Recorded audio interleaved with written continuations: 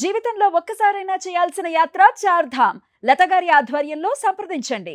నమస్తే, welcome to Suman TV. నేను పద్మిని. ప్రస్తుతంతో పాటు ప్రముఖ ఆధ్యాత్మికవేత్త, వాస్తు జ్యోతిష పండితులు, లలిత ఉపాసకులు, వాస్తు జ్యోతిష శిక్షణ నిపుణులు బ్రహ్మశ్రీ నానాజీ పట్నాయక్ గారు మనతో పాటు ఉన్నారు. మాట్లాడదాం. సార్ నమస్తే. సార్ శ్రీమాత్రే నమః. సార్, ఏప్రిల్ మాసం కూడా ఇంకా మొదలైపోతుంది కాబట్టి ఏప్రిల్ నెల పక్షం ఫలితాలు ఒకసారి చెప్పండి సార్. అంటే 15వ తారీఖు నుంచి మే వరకు కూడా, మే ఫస్ట్ వరకు కూడా గోచారం ఎలా ఉండబోతోంది, ఈ పక్షం రోజులు కూడా మరి ఎట్లా ఉండబోతోంది ద్వాదశ రాశుల వాళ్ళకి అనేది ఒక్కసారి మీ ద్వారా తెలుసుకోవాలి. తప్పకుండా అండి. ఏప్రిల్ మాసంలో అంటే ఒక్కొక్క రాశి తీసుకుంటే ఈ యొక్క విషయాలు చెప్తుంది. నేనైనప్పటికీ చెప్పిస్తుంది సాక్షాత్ లలిత అమ్మవారిగా భావిస్తూ ముందుగా మేషం తీసుకుందాం. మేషం తీసుకుంటే మనకి ఫస్ట్ నుంచి 15th వరకు మాత్రం 3 గ్రహాలు ఉంటాయి 12లో. కానీ ఎప్పుడైతే 14th వస్తుందో 15th వస్తుందో మనకి రవి రాశిలోకి వస్తాడు. అంటే ఉచ్చస్థానంలో ఉండే రవి రాశిలోకి వచ్చినందుకు కొంచెం పేరు ప్రఖ్యాతలను ఇస్తాడు ఆఫ్టర్ 15th తర్వాత, 15th నుంచి మేషం వరకు. కాకపోతే ఏంటంటే ఈ 12వ స్థానంలో ఉండే గ్రహాలు కాస్త ఖర్చులు ఎక్కువ ఇస్తాయండి వీళ్ళకి. అంటే ఈ నెలంతా కూడా జాగ్రత్తగా ఉండాలి.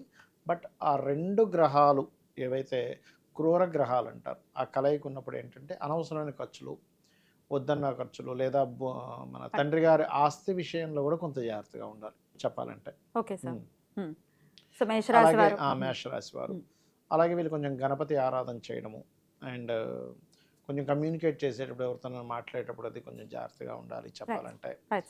అండ్ అదేవిధంగా మరొక విషయం ఏంటంటే ఇక్కడ కొద్దిగా వీళ్ళకి 19వ తేదీ నుంచి, ఇప్పుడు ప్రస్తుతం శుక్రుడు రవి ఇద్దరు కలిసి ఉంటారు. 19 నుంచి ఎప్పుడైతే శుక్రుడు ముందు 2కి వెళ్తాడో ధనపరంగా బాగుంటుంది వీరికి 15th నుంచి చెప్పాలంటే, 19th నుంచి. ఇక ఉద్యోగ సంబంధించిన విషయంలో ఉన్న ప్రదేశం కాకుండా ఇతర ప్రదేశాలకు వెళ్తే బాగుంటుంది. ఇక వృషభం వారికి కనుక తీసుకుంటే 2లో గురువు, లాభస్థానంలో 2 గ్రహాలు ఉన్నాయి, 12లో రవి శుక్రులు ఉన్నారు కాబట్టి ఇది అన్ని రకాల లాభాలు ఇస్తుంది. కానీ ఈ లాభం మూలంగానే కొన్ని గొడవలు కూడా అవుతూ ఉంటాయి వీళ్ళకి. ఏంటంటే 19వ తేదీ నుంచి ఎప్పుడైతే శుక్రుడు రాశిలోకి వస్తాడో కొంత పీస్ ఆఫ్ మైండ్, అక్కడి నుంచి వీళ్ళు ఏదైనా కొన్ని పనులు అంటే ముఖ్యంగా వివాహ సంబంధించినటువంటి విషయాలు ప్రారంభించడానికి చాలా బాగుంటుంది. 4వ స్థానంలో కేతు ఉన్నాడు కాబట్టి వీళ్ళు ఏదైనా సరే ఒక ప్రాపర్టీ కొనుగోలు చేయడము, ఇక ఒక సబ్జెక్ట్ తీసుకోవడం, ఇటువంటి విషయాల పట్ల వీళ్ళు జాగ్రత్త వహించాలి. వీరు ఎక్కువగా విష్ణు సహస్రనామాల యొక్క శ్రవణం చేయడం మంచిది. ఇక మిథునం వారికి గనక చూసుకున్నట్లయితే వీరికి దశమంలో అధిక గ్రహాల యొక్క సంబంధం, ఒక రకంగా చెప్పాలంటే పోరాటం, అంటే ఒక ఛాలెంజింగ్గా వీళ్ళు తీసుకొని ఏదైనా వీళ్ళ యొక్క జాబ్లో కానీ కెరీర్లో కానీ ముందుకు వెళ్ళడానికి సపోర్టివ్గా ఉంటుంది. అదేవిధంగా కొన్ని చూడండి రాజకీయాలు అంటాం, కొన్ని చేసేటువంటి ఉద్యోగంలో రాజకీయాలు ఇలాంటివి ఉంటాయి. అయితే వీళ్ళకి ఎవరికైనా విదేశాలకు వెళ్ళాలనుకునేటువంటి వారికి 19 నుంచి బాగుంటుంది. 19వ తేదీ నుంచి శుక్రుడు 12లోకి వస్తున్నాడు కాబట్టి. అలాగే వివాహ జీవితంలో ఏవైనా చిన్న చిన్న డిస్టర్బెన్స్, గొడవలు అవి ఉన్నా కూడా 19వ తేదీ నుంచి వీళ్ళకి చాలా బాగుంటుంది. అయితే వీరు ఎట్టి పరిస్థితుల్లో ఆదివారం మంగళవారము వీళ్ళు అగ్రిమెంట్స్ కానీ ఇలాంటివి ఏమీ చేయకూడదు. ఎక్కువగా లలితా సహస్రనామాలు చేయడం అనేటువంటిది మంచిది. ప్రమోషన్స్కి వాటికి కూడా ఈ యొక్క మా పక్షం బాగుంది చెప్పాలంటే వీరికి. ఇక కర్కాటకం వారికి కనుక చూసుకున్నట్లయితే కాస్త గురువులతోని, తండ్రితోని, ఎందుకంటే 9వ స్థానంలో 2 క్రూర గ్రహాల యొక్క కలయిక ఉంది. కాకపోతే ప్రభుత్వ ఉద్యోగాల కోసం వెతుక్కునేటువంటి వారికి ఈ పక్షం చాలా బాగుంది వీరికి చెప్పాలంటే. అదేవిధంగా ఫ్యాషన్ రిలేటెడ్ ఇట్లాంటి రంగాల్లో ఉండేటువంటి వారికి కొంతవరకు లాభదాయకంగా ఉంటుంది. ధనపరంగా ఇంకా బాగుండాలి అంటే మాత్రం వీళ్ళు ఎక్కువగా గణపతిని మరియు సూర్య భగవాను ఎక్కువగా ఆరాధన చేస్తూ ఉండాలి. ఇక సింహం వారికి కనుక చూసుకుంటే సర్వసాధారణంగా సింహం వారికి ప్రస్తుతం అష్టమ శని నడుస్తుంది. కానీ ఇక్కడ ఎప్పుడైతే కుజుడు వచ్చాడో అష్టమ శని ప్రభావాన్ని తగ్గిస్తాడు. సింహలగ్నానికి సహజంగా కూడా మనకి కుజుడు రాజయోగ కారకుడు. ఈ రాజయోగ కారకుడు అష్టమంలోకి వెళ్ళినప్పుడు ఏంటంటే శని ప్రభావం తగ్గిస్తాడు. కానీ ఈ అన్ఎక్స్పెక్టెడ్ థింగ్స్, అన్ఎక్స్పెక్టెడ్ సంబంధంగా తీసుకునే నిర్ణయాల విషయంలో కొంచెం జాగ్రత్తగా ఉండాలి వీరు. కొంచెం దేవతా సంబంధించిన ఆలోచనలు పెట్టుకోవడము, కొంచెం ఎక్కడికో వేరే ప్రాంతాలకు వెళ్ళి ఉండడం సింహం వారు ఇలాంటివి ఎక్కువగా చేస్తూ ఉంటారు. ఇక మెడికల్ రంగాల్లో ఉండేటువంటి వారికి చాలా బాగుంటుంది. వీరు ఎక్కువగా దత్తాత్రేయుడిని, దక్షిణామూర్తిని ఆరాధిస్తే చాలా మంచిది. ఇక కన్యవారికి కనుక చూసుకుంటే వీరు ప్రధానంగా 7వ స్థానంలో 2 క్రూర గ్రహాలు శని కుజులు కలయిక ఉంది కాబట్టి ఈ పక్షంలో ప్రధానంగా వీళ్ళు జీవిత భాగస్వామిని ఎంపిక చేసుకునే విషయంలో కానివ్వండి, అదేవిధంగా వ్యాపార భాగస్వామిని ఎంపిక చేసుకునే విషయంలో కానివ్వండి చాలా జాగ్రత్తగా ఉండాలి. అయితే ఇక్కడ వీరికి కొంచెం ఉద్యోగ అవకాశాలు కూడా వస్తాయి బాగానే. కాకపోతే ఆ ఉద్యోగ అవకాశంలో కూడా కొంతమంది అంటే కొన్ని విషయాల్లో మనల్ని తప్పుత్రోవ పట్టించే ఆస్కారం ఎక్కువగా ఉంది. ఇక వీరికి ధనపరంగా అయితే చాలా బాగుంటుంది. వీరు ఎక్కువగా వెంకటేశ్వర స్వామి ఆరాధన చేసుకోవడం మంచిది. తులవారికి గనక చూసుకున్నట్లయితే 6వ స్థానంలో 2 క్రూర గ్రహాలు చాలా మంచిది చెప్పాలంటే. పోటీ సంబంధించినటువంటి విషయాల్లో బాగుండడము, వీళ్ళు ఏదైనా క్రీడా రంగాల్లో ఉంటే కూడా చాలా చక్కగా కలిసి రావడము.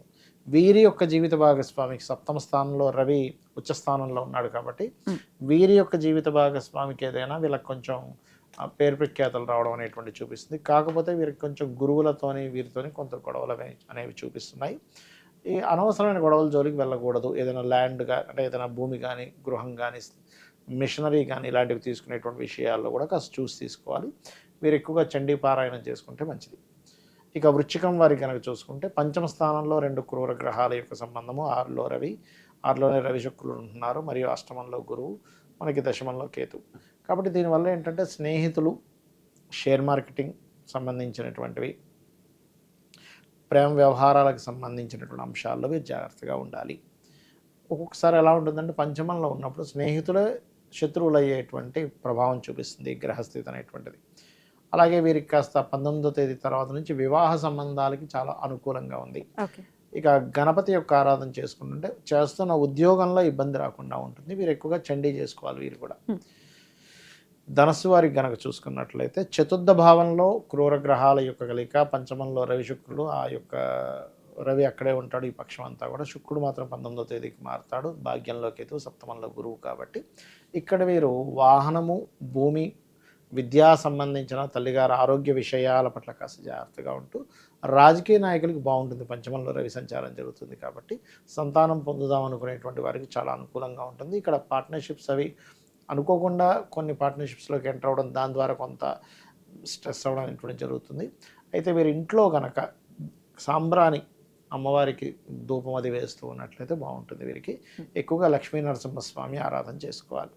ఇక మకరం వారికి కనుక చూసుకున్నట్లయితే ఇక్కడ కొంచెం 2వ స్థానంలో రాహు ఉన్నాడు కాబట్టి ఆన్లైన్ రిలేటెడ్గా ధనయోగం రావడము, మరియు అదేవిధంగా కొన్ని ఎవరితోనైనా మాట్లాడేటప్పుడు ఏదైనా దస్తావేజులు లేకపోతే ఒక అగ్రిమెంట్ రాసుకునేటప్పుడు, అది ముఖ్యంగా ఎవరితోనైనా సంభాషించేటప్పుడు జాగ్రత్తగా ఉండాలి. 3వ స్థానంలో శని కుజులు ఉన్నప్పుడు ఏమవుతుందంటే, శని కుజులు 3లో ఉన్నప్పుడు మనకి సంబంధం లేకుండానే మనం కొన్నిసార్లు మన యొక్క వాదన అంటే మనం వాక్కులోనే వాదనాపరమైనటువంటి విషయాలు బయటకు వచ్చేస్తూ ఉంటాయి.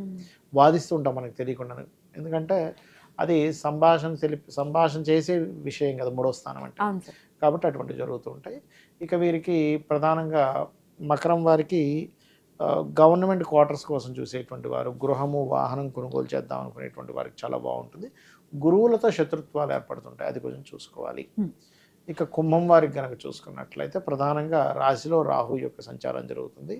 కాకపోతే ఇన్ని రోజుల నుంచి ఈ కుజుడు రాశిలో ఉండి ఇప్పుడు కొంచెం పక్కకి వెళ్ళాడు కాబట్టి కొంత ఫ్రీ అవుతారు చెప్పాలంటే.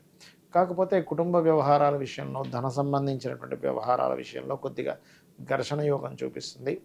అయితే వీళ్ళకి కొంతమంది గవర్నమెంట్ ఆఫీసర్స్, స్త్రీల యొక్క పరిచయం కూడా ఏర్పడుతుంది చెప్పాలంటే. ఇక్కడ సంతానం కోసం ప్రయత్నం చేసేటువంటి వారికి ఒకవైపు సఫలీకృతం అవుతూ కొంత డిస్టర్బెన్స్ అనేది కూడా ఉంది. పంచమంలో ఉండే గురువు శనికుజుల యొక్క ఎనర్జీస్తో పంచమంలో ఉన్నాడు కాబట్టి, ఆ యొక్క శక్తితో ఇక్కడ ఉన్నాడు కాబట్టి ఇక వీరు ఎక్కువగా దత్తాత్రేయుడి యొక్క ఆరాధన చేసుకోవడం మంచిది.